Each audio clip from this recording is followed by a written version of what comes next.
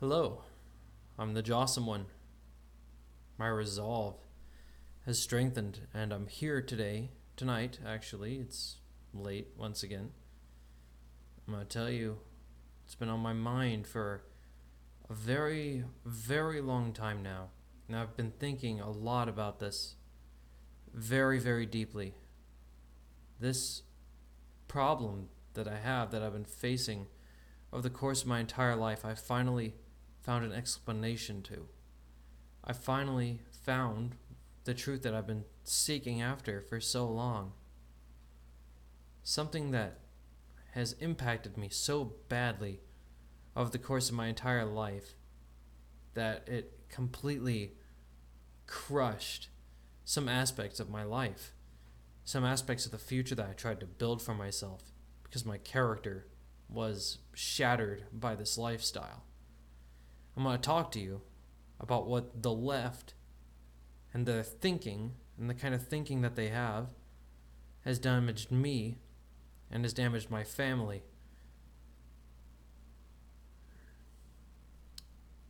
It's not an easy thing. If you're a family member or a friend of mine that knows me personally, you should click away. I'm warning you. What I'm about to say, it will get to you because I know you. And you probably will be mentioned in this video.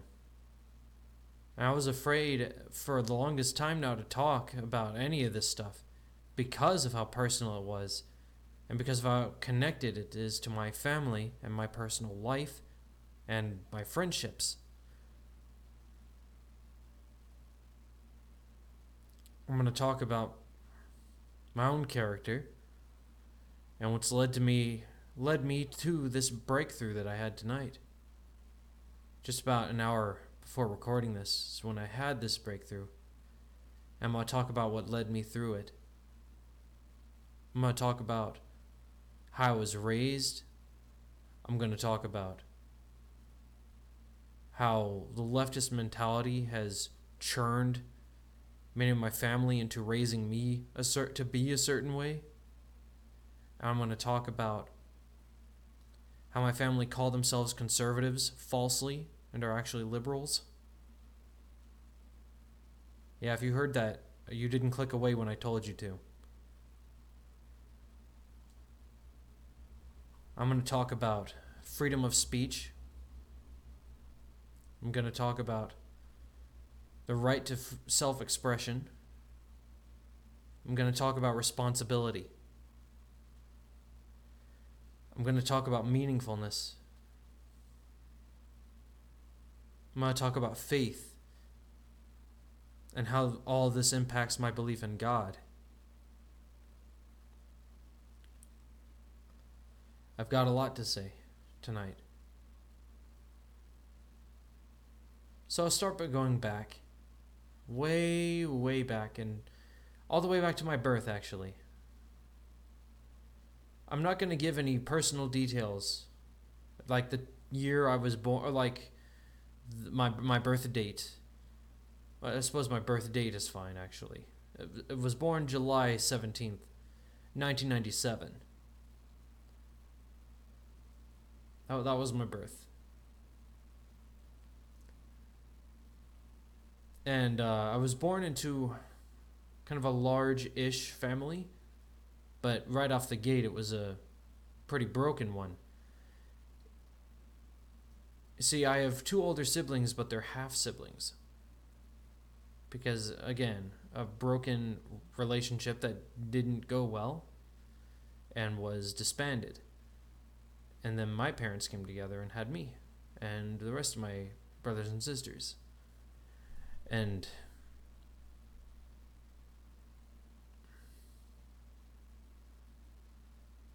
growing up, I had it fairly well, especially for the first 7 years.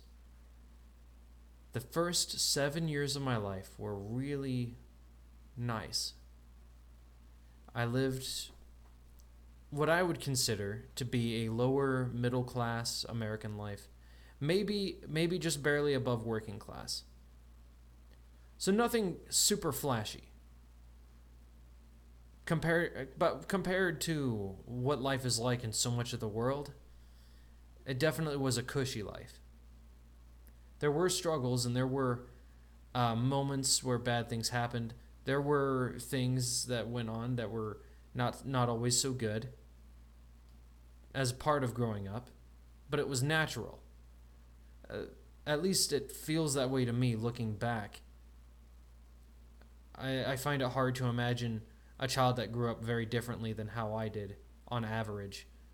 Again, I'm only speaking about the first 7 years. I grew up in roughly the same area. I went to the same church, had all the same friends. But I was different, though. As early as about 3 or 4 years old, maybe even earlier than that, I would be taken by my parents to just about anywhere, right? Anything. Excuse me. I would be taken to just about anywhere, and they would be told, even by professional doctors and dentists, that they felt a strain of autism in me. And that it was a significant, it must have been quite a notable amount because, well, if it was that obvious to somebody who wasn't a professional, then how much more does that say about my development and what I needed?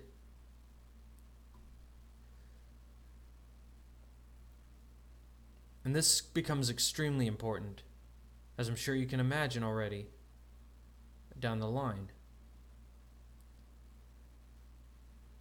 And when I went into school, I remember I was a very rebellious kid when I went into school. When I was for example, in kindergarten and in preschool and first grade, and especially the first grade, second grade, and third grade, again, all the way up through the first 7 years of my life, I was pretty rebellious. I just sort of knew what I wanted. And when I was in school, I didn't care so much about interacting with the other kids. I just wanted to sleep. I was that kid. I was the kid who just laid his head down and slept. And part of the reason for that actually was because I'm also I grew up slightly more intelligent than the average person. And on top of that, I was homeschooled preschooled by my mom. She taught me how to read. She taught me the alphabet. She taught me all the basics. And I picked up on it pretty quickly. So by the time kindergarten and first grade rolled around, I already knew most of the stuff that they were teaching anyways. So I didn't care. I just laid my head down and went to sleep. And the teachers didn't like that. Of course, the school system didn't like that. And several times they actually tried to hold me back. And this is something that I'm actually very grateful to my mom for. Because she knew that because she taught me preschool that I already knew the stuff, that the reason they couldn't get me to cooperate was because they weren't teaching me anything new. In a nutshell. So basically she pressured them to get me into a testing environment to test me. And they did. And whenever I tested, I turned out well. I wish I could remember more details personally, but that's about it. Church was interesting. Church was kind of the same, actually, as school was. I didn't really care about listening to the preacher. I just wanted to sleep. The only time you could get me to involve myself in the overall community was through singing. I loved the singing.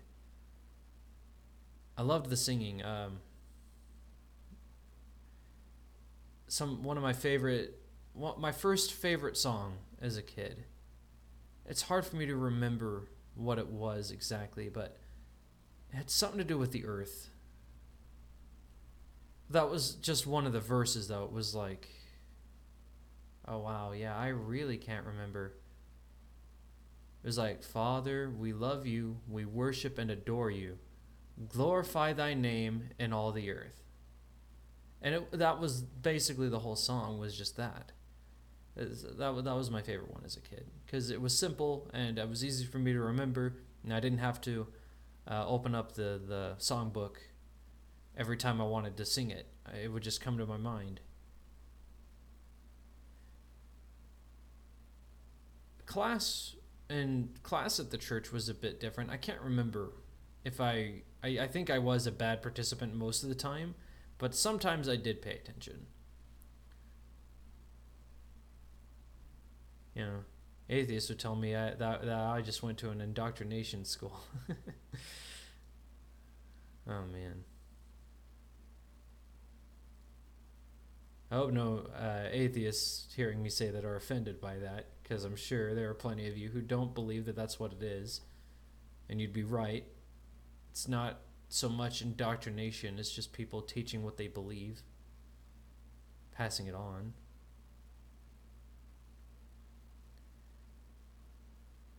Trying to get the next generation to turn out just as good as theirs, if not better. I mean, ultimately, that's the goal, right? It's the intended goal. But it's not always the outcome. So here comes the indoctrination part.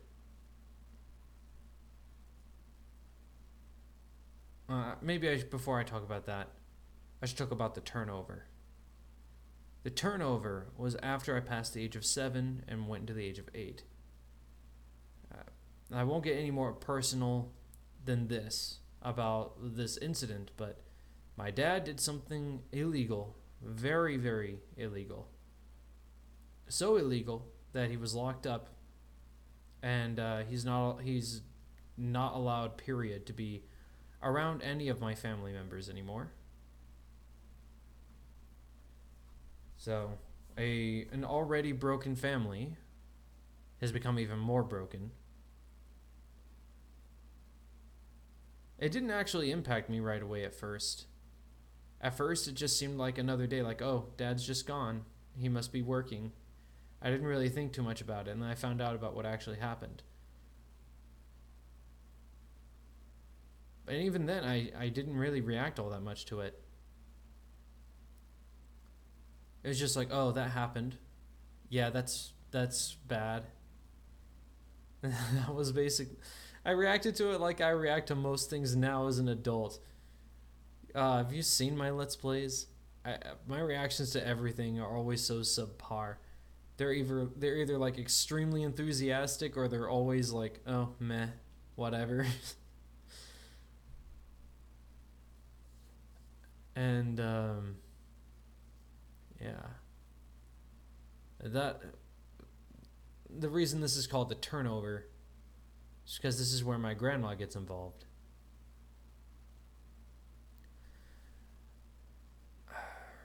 My grandma's character, I mean,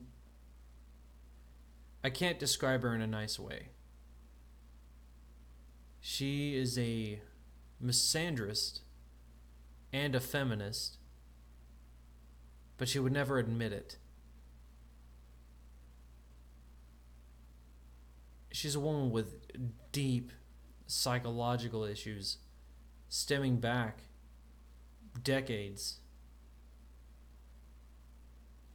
And some of it is kind of hard to blame her for, because of her own personal tragic past. She was one of the people who didn't grow up rich and had a lot of hardship. I'm not going to give any details, because that's her life. And I think that's the best way I can respect her, despite what she does later on, after the turnover.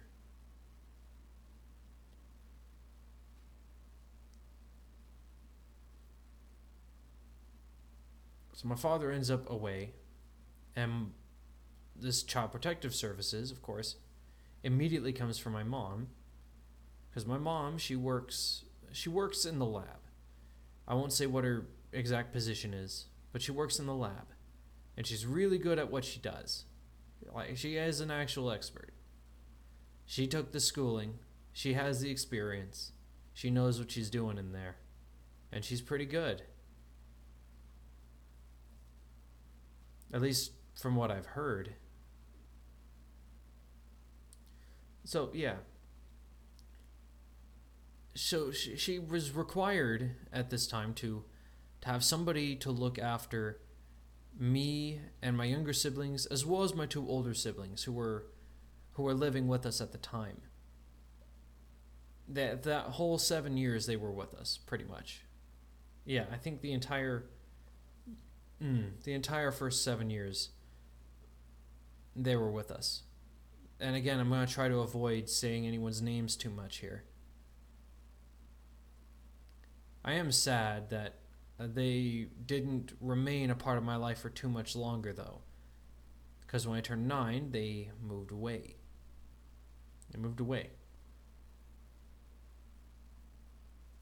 They decided, you know what? After this, we just want to go and live with our mother again. And she just happened to live in like a completely different part of the U.S., so they had to move away. So that's another part of the turnover. And Child Protective Services, again, is coming after my mom because, well, she can't look after us because she has to work in the lab. And the lab pretty much required that she work too many hours to actually be with us at the house. Well, the government doesn't really like that very much. They don't really think of that as a very good parent lifestyle, as a very good lifestyle choice for the children, So they had to put an end to that and require that she either be able to hire a babysitter, which was too expensive, or have my grandma come and live with us. And during this time when I was growing up, before the turnover, she was living with another man, a man named Benton, who later on died, and that's pretty much the end of that story. He was kind of a messed up guy. He was a messed up guy, and I think he played part of the role in what messed up my grandma's head so badly, to cause her to treat me, especially me and my older brother, also from what I've heard, the way she winds up doing. I've told you already that she's a misandrist and a feminist, but would never admit it. She thinks of herself as a conservative Christian, your typical conservative Christian. And she wants to be regarded as just a sweet old lady who wouldn't hurt nobody. And that's how she would act, just kind of in general.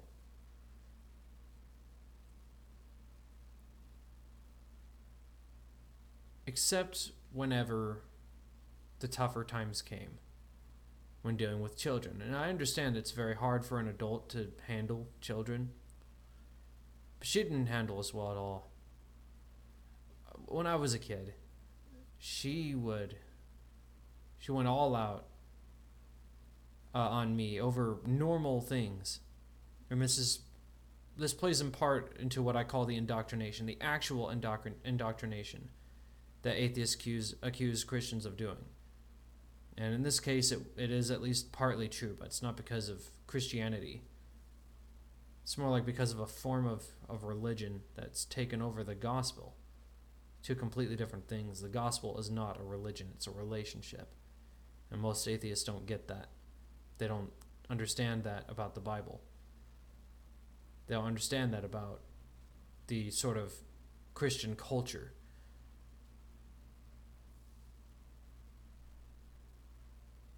And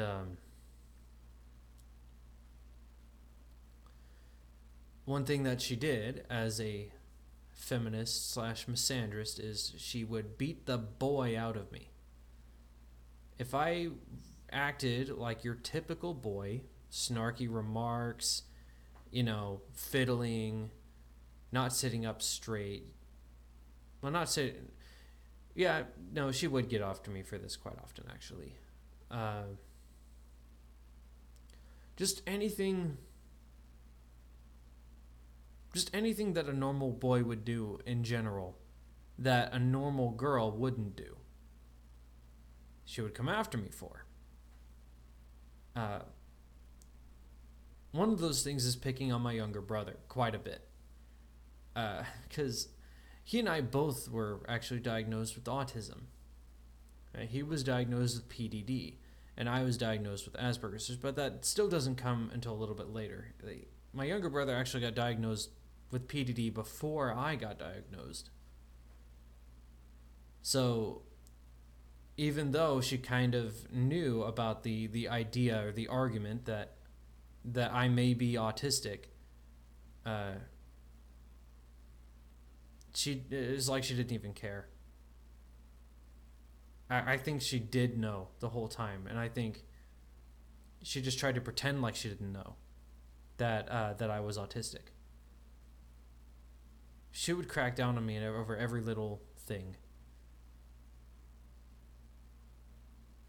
It really didn't seem to matter how small and petty it was. She just wanted to have a reason to be mad, it seemed. She was mad at herself, and she had to take it out on me. And of course, I was a snarky little kid. I kind of knew that was going on. So I just generally hated her guts, because I knew that there was something really wrong with her.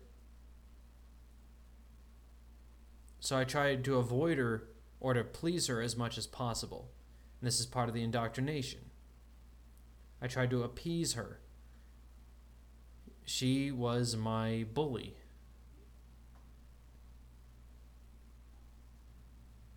But she would accuse me of everything that she was. She would say I was the bully because I picked on my brother, even though that's completely normal and it's okay for kids to do that. And me and my younger brother broke out in fights because that's what happens when kids poke fun at each other, because they don't understand how to deal with those complicated emotions.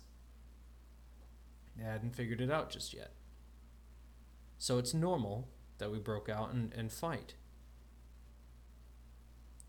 And it's not really good, but it's normal. But the way she reacted and the way she retaliated to it was as if to say that everything about it was not only abnormal, but that it was like pure evil. And that every single time it happened, because I was the instigator, that I was always the bad guy. And my younger brother was diagnosed too, at around this time, I believe. I'm not entirely certain when he was diagnosed exactly. I think he was diagnosed when I was 9. But so it was still around this time. We're at the age of 9 now, by the way. We've been there since, well, pretty much 8 and 9 are kind of together. Like when she moves in is kind of somewhere in there. And oh boy, there goes a car, because I don't have a good setup.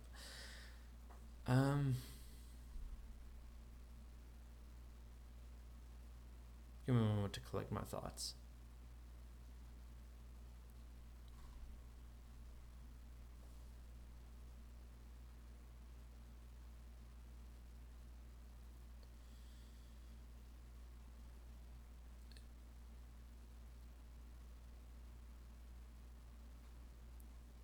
She really didn't treat my younger brother as the way he should have been. I'm gonna just put it that way, for lack of better wording. I was always the bully in her eyes. I was always the instigator. I was always the problem. And my little brother, because he didn't understand how to deal with the feeling of anger over words.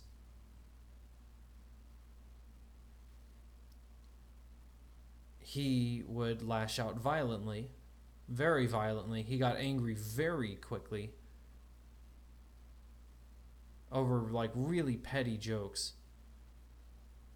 I mean, I'm talking, it's because it's kids. Like, I would do stupid things. Like, I would sing a song funny, or I would deliberately change the words to a song. He would go, "You're antagonizing me," and he would retaliate as the victim. And this is where the issue of the left and the type of thinking that they bring comes into this. The concept of victimhood mentality. The concept of no need to take moral responsibility, because that's a part of what it means to be in the victimhood mentality. The idea of the idea that because you're this, you don't need to take responsibility for why. Because you're X, you don't need to take responsibility over why. So like in my little brother's case, because he was diagnosed with autism and PDD, he didn't have to take responsibility over his aggressive behavior, his overly aggressive behavior, because he just couldn't figure out how to deal with that emotion. And it's funny because me picking on him as I did created a butterfly effect. And as he grew older, he did learn how to deal with that emotion better. He grew out of it. And I think the background that I gave of me picking on him helped him figure that out a lot sooner and easier, because he had background experience. Despite the attempted indoctrination of victimhood mentality by my grandma to regard him as just, oh, he can't help it, so he's not the bad guy. He doesn't have to take responsibility for the fact that he would beat his older brother. And the thing is, I usually didn't hit him back. I usually didn't. Sometimes I did. If I felt that he was going too far or doing it too much, or if I was also angry, then we would fight. And they were brutal fights by kids' standards.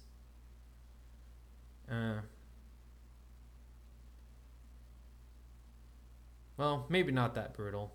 I don't remember getting black eyes. I don't remember anything like that, or definitely never broke any bones. Just a lot of bruises. Just a lot of bruises. Because we were kids, we didn't know how to fight.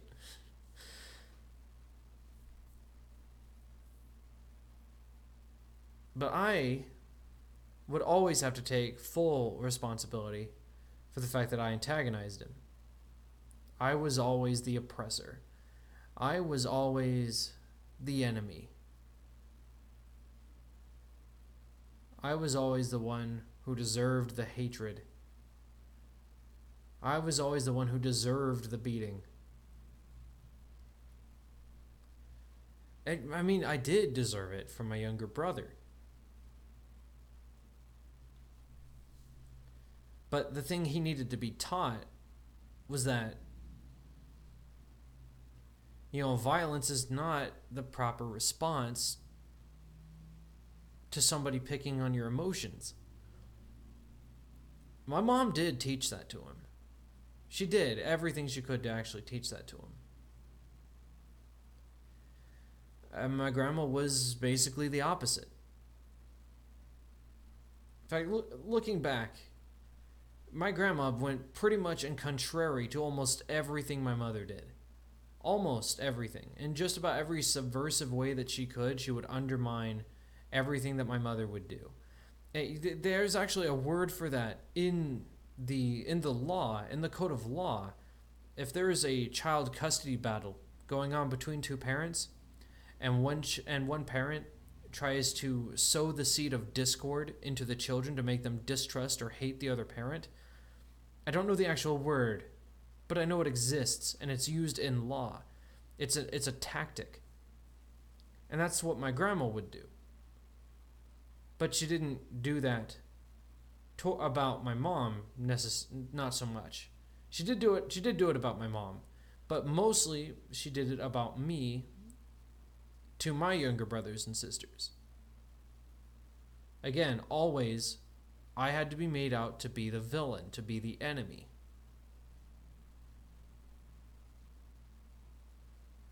And now I'm going to talk about the ways in which, like some of the other things, the other little things that kind of, I think, helped my younger brother a lot to come out of, to learn how to tolerate humor that he doesn't get or doesn't like, or things that make him angry in general.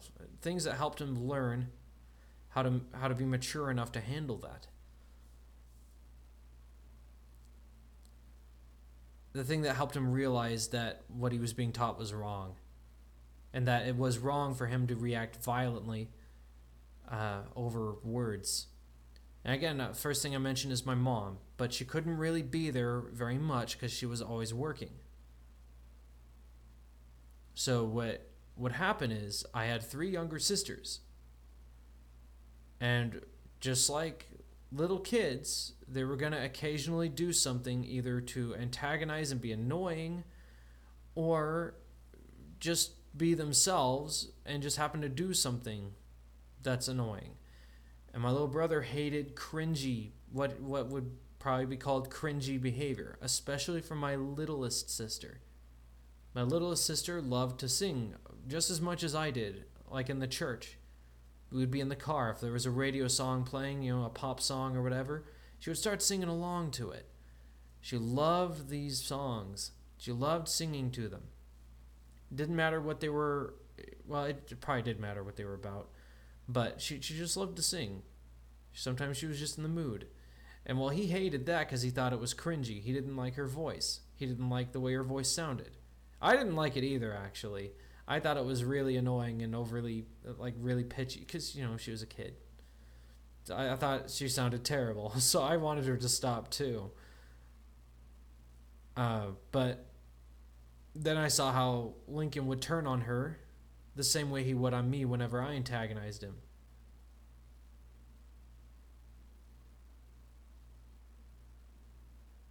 And I knew how wrong that was.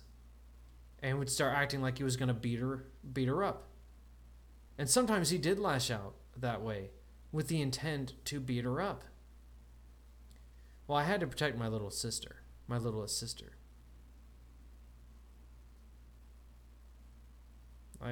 Because I just related to that situation. And my younger, it's hard for me to put it.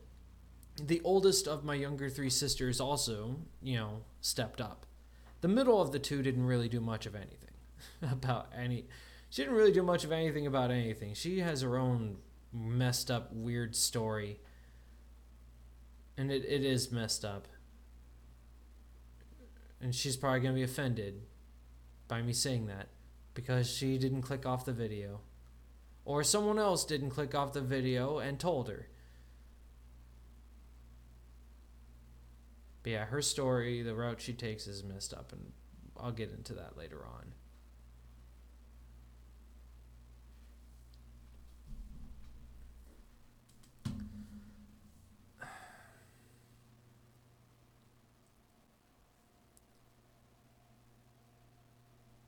Sorry, it's just hard for me to pull up these memories. These are old memories. I'm 22 now. I'm going back over a decade. Around a decade. Imagine how hard this is going to be for me in my 30s or my 40s to pull up these stories.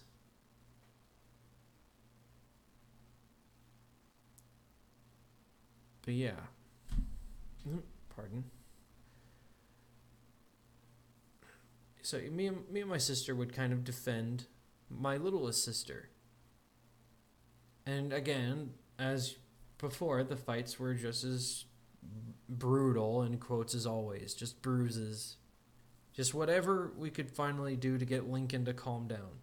The thing is, Lincoln, he really struggled whenever he was in those fights. the only way you could beat him was by tiring him out. That was what you had to do. Because it was just uncontrolled rage. If it was controlled rage, he would have done a lot more damage. But because he was out of control and he didn't understand what he was doing, or the feeling, or how to keep himself contained, me, sometimes alone, could hold him back and get him to just calm down by just getting him to stop struggling and fighting.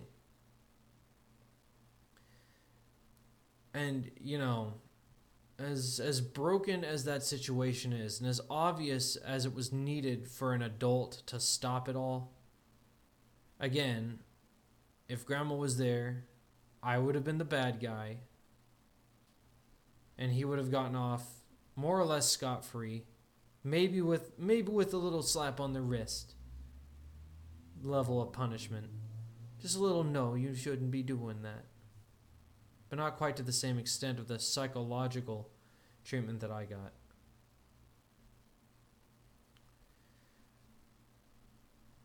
On multiple occasions, she would tell me, "You're a brat." Or she would set me up on my own. And again, this all comes into play later on to reinforce my own victimhood mentality. Because as a child, and I'm sure most people listening would agree, except for some members of my own family would agree, that I was the victim and she was an oppressor. Was. It's important wording there.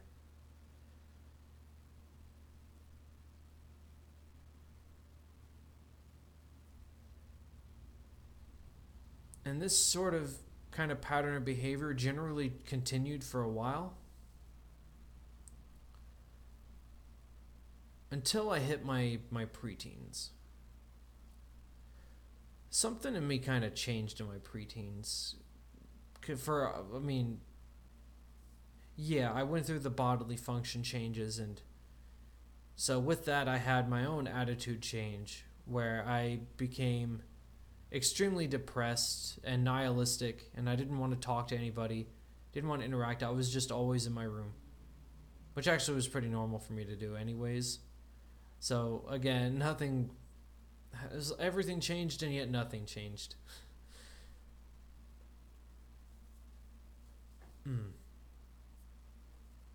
My body wants me to burp, but I won't burp. I hate that feeling.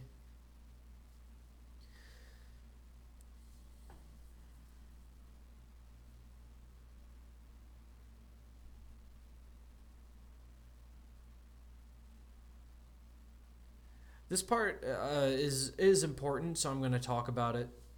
It was a big deal for me. I went through... Actually, we need to go back again to when I was 9. I don't like going back and forth because I'm trying to shorten this general story of my life down as much as I can. And there was a bunch of stuff that's also important that I'm omitting, but this one actually needs to be brought up. What my grandma did was so bad that I tried to commit suicide when I was 9. But I couldn't do it. It's far back enough, actually. I could have been 10 for all I really remember. But it was after she moved in and was treating me as terribly as she was. One night, in the dark of the night, I'm not sure what time it was, I was just lying in bed. I was so miserable because I was being so deeply ingrained with the idea of, you're a brat. You're terrible. You should be ashamed of yourself. Shame on you. Shame on you. Shame on you. Shame on you. I went to the kitchen and I got one of the sharp knives. And I held it up to my chest. And I couldn't do it.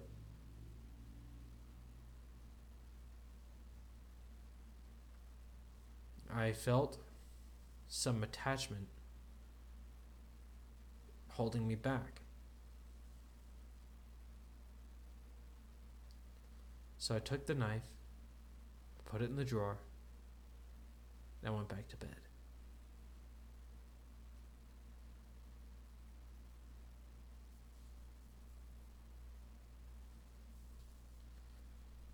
And from then on, I learned how to deal with that feeling. For many, many years after that, I would get that feeling, that wish, genuine wish, that it all would just end.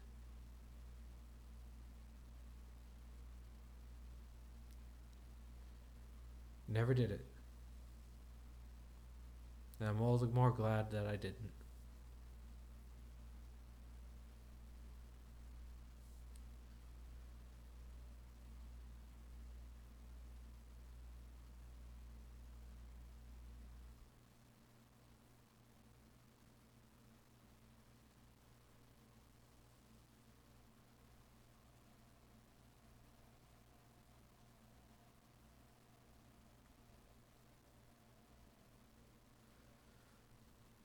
Okay, back to the preteens now. So, similar situation happened to when I was 9. Only it was a bit different. The desire, the genuine desire for death was still there. It came back in very much the same way. But it was more out of a feeling of boredom and a feeling of fear. A feeling that my life was going to be empty. And that there was nothing good that would come out of my life. That I would grow up and I would be a completely useless person, just living alone.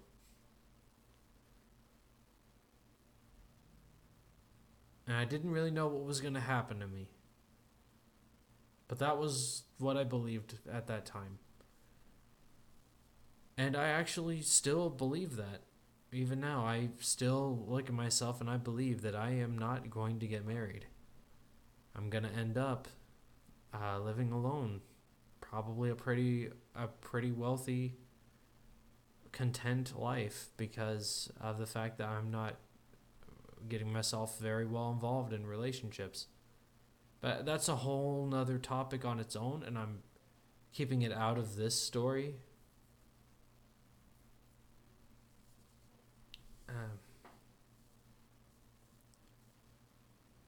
I had a religious experience. That's what Jordan Peterson would call it. That's what a lot of Christians would call it. It's something that not everyone experiences. There is actually a way to simulate it, though, through a certain drug. And this was documented, and Jordan Peterson references it in one of his debates. With I think it was with Matt Dillahunty. And I had one of those. That very kind. For the very first time. I was lying in my bed. It wasn't actually in broad daylight.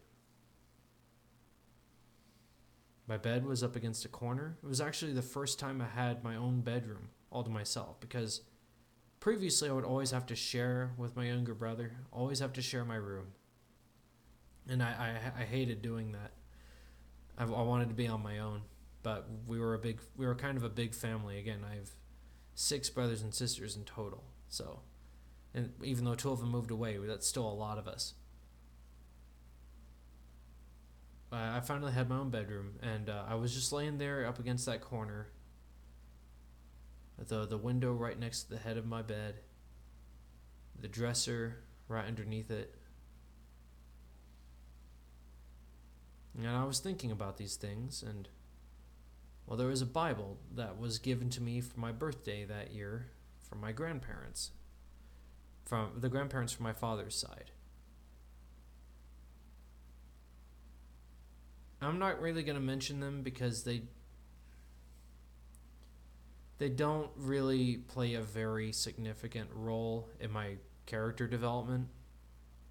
They tried to at times, but it just didn't happen.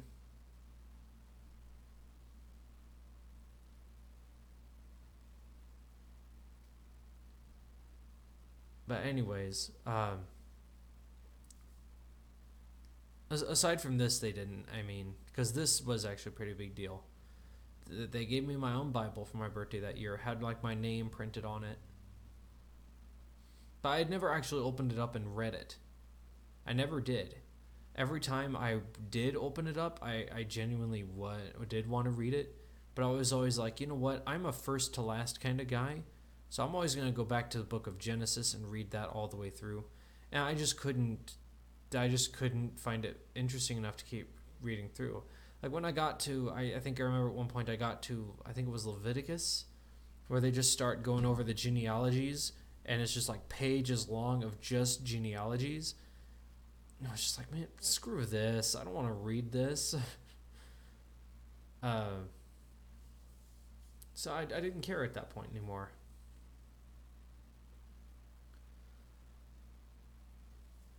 So instead, I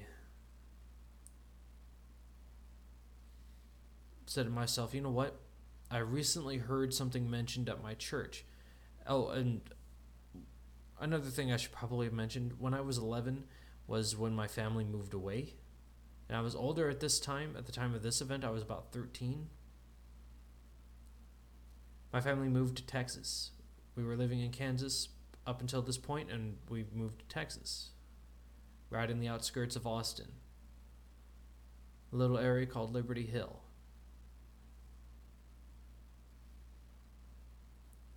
And no, I'm sorry.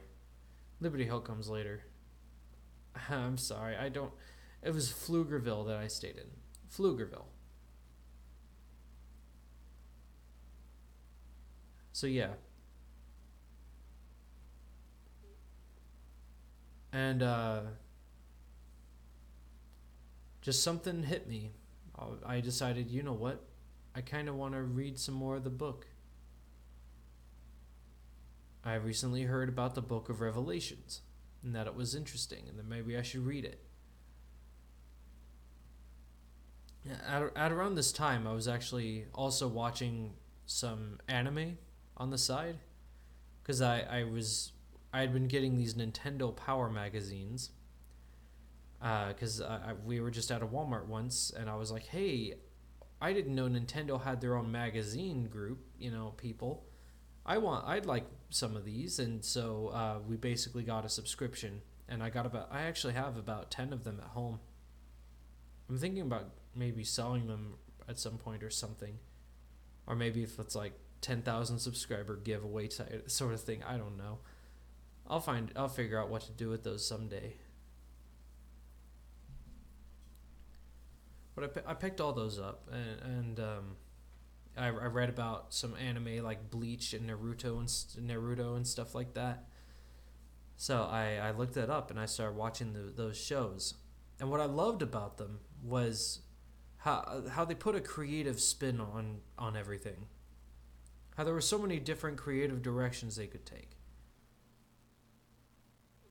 Now, as an adult, right, I don't find these things nearly as interesting as I did back then. But back then, I really loved the concept of world building, and of course, there are actually, from what I hear, some really good animes out there for that. Some really good ones. Can't name any names, but I know they exist.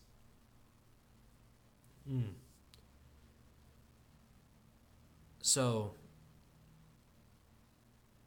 this time, excuse me.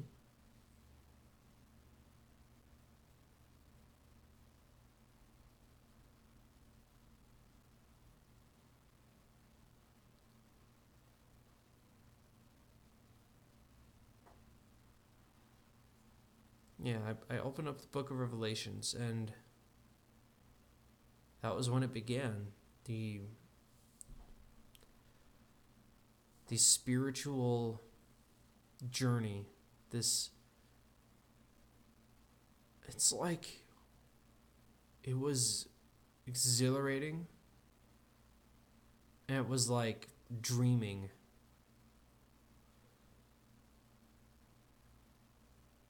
And it was powerful.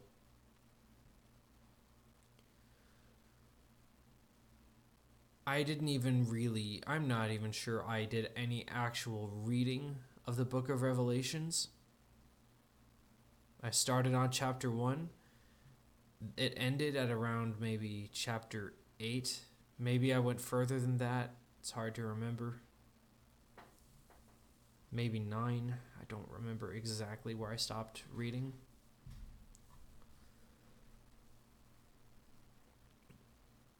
But I had that journey, and it took me through, and it carried me, and I just saw all these ideas and all these things and all these concepts assemble right in front of me.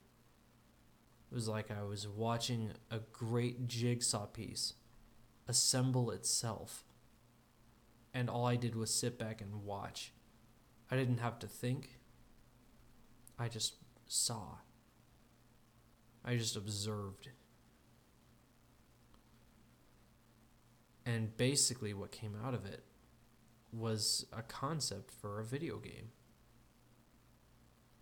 I'm not going to spoil what it was, because I still have intentions some point in life to make it a reality. But the animes that I was watching, Naruto and Bleach, and some of the other things, I don't entirely remember all of them, played a couple of roles into the concept as well, built it, and it assembled itself. And I just watched it.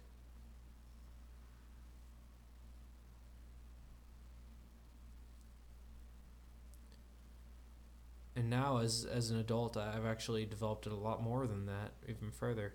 And it's all in my own head. I haven't written any of it down on paper. I tried to at one point, but then for security's sake, I set up some kind of password, and now I don't know what it is. So even though I have the flash drive, I'll never be able to access that again. I don't even have my flash drive actually anymore. It's in storage somewhere. Probably has a virus on it. I don't even remember. It's so old.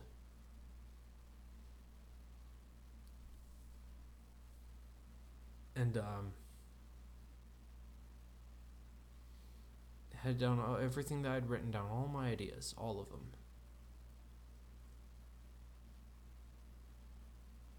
Pages upon pages.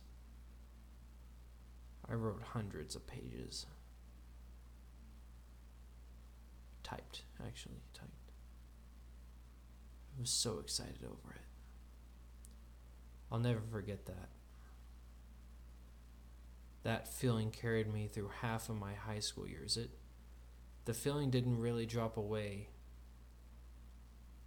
until about my junior year of high school.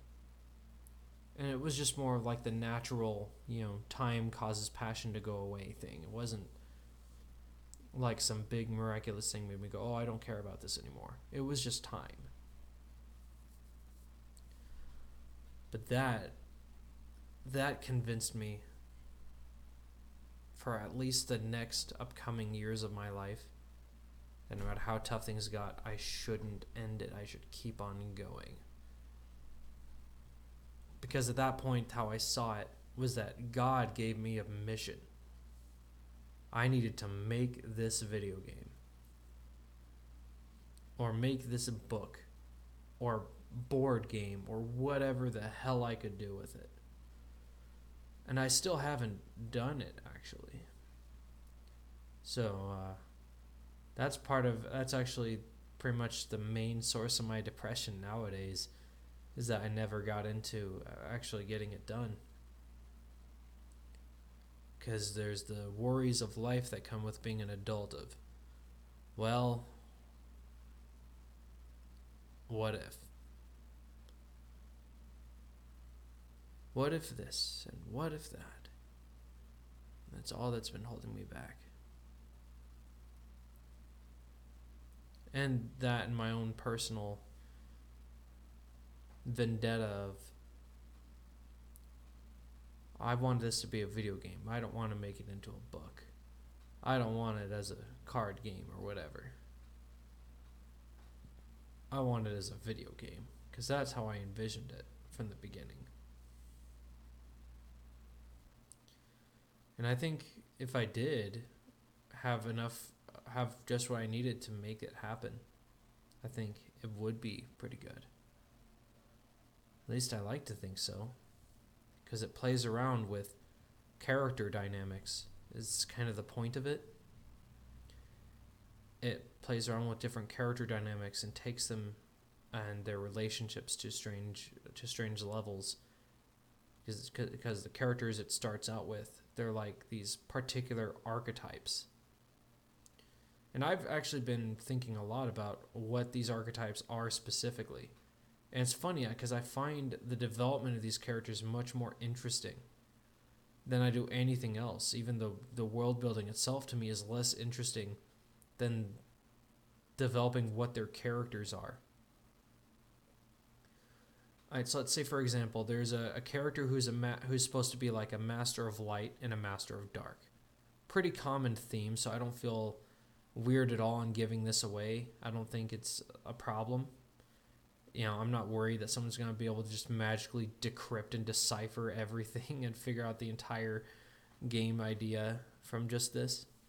But that's basically, you know, we have a light character and a dark character, and then a character who's sort of middle ground.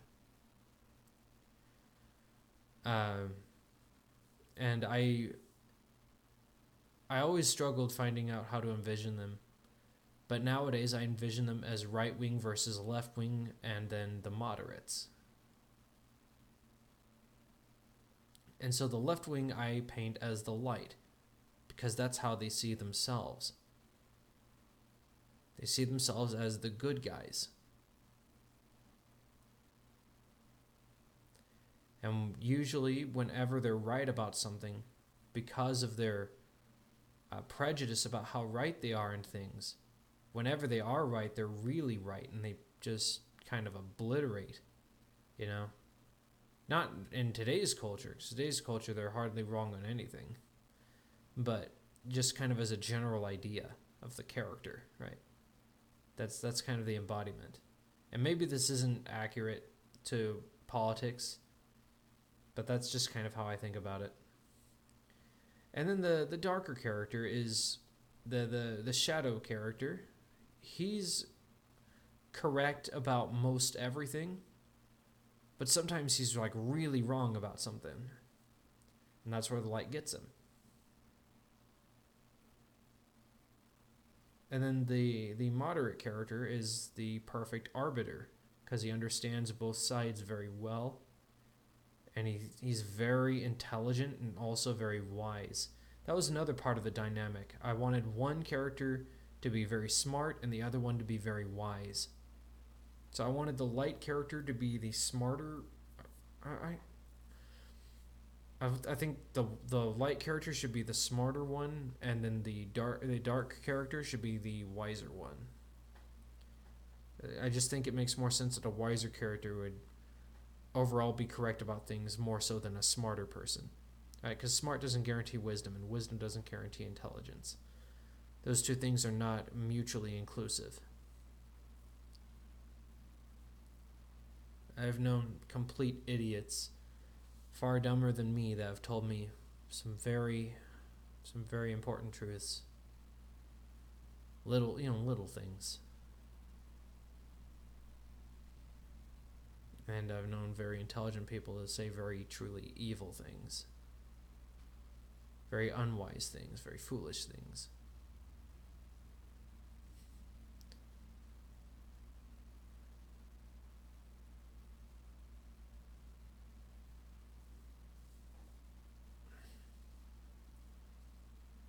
Now, I had a lot more to say when I started this. This began with shower thoughts about how the left indoctrinated my family with the concept of victimhood mentality amongst other major issues, but I needed to start with the canvas, with a baseline. So it just led to me telling you guys my entire life story. And I think that's all I'm going to tell you for now. I think that's everything that I really wanted to touch on as far as the baseline. I think if you want to hear more, I'll listen to this on repeat and I'll formulate my thoughts for another part, a part 2. And maybe even make it into a part 3 and a part 4 if I keep coming up with more ideas of stuff that matters to me that needs to be talked about. And yeah, I did just say all that just so I could pass the hour mark. We're at about hour 30 seconds now. You're welcome. Alright, well, you take care. Love you guys. And I'll see you next time. Have a good one. And bye-bye.